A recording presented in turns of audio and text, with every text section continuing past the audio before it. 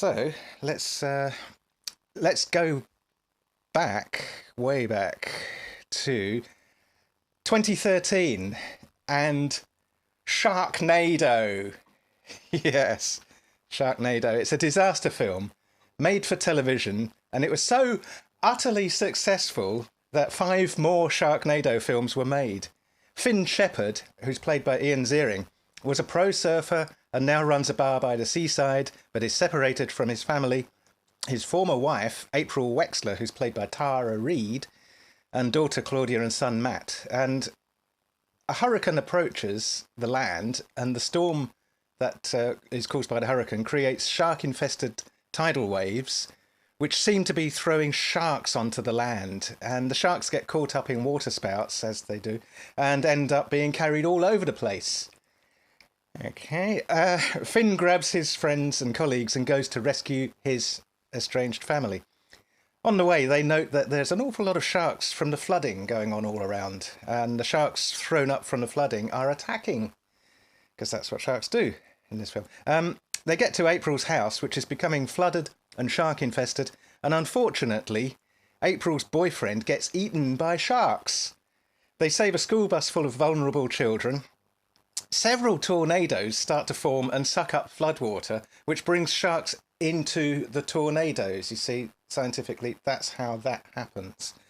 And Finn and his group realise that the way to combat these tornadoes with sharks in them is to use guns to shoot oncoming sharks.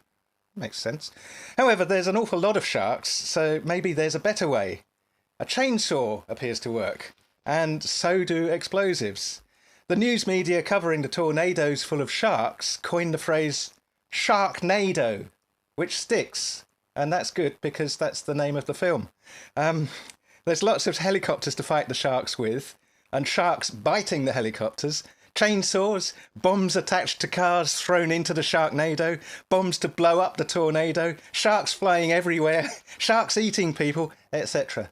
You name it. If it's absurd enough, it's in.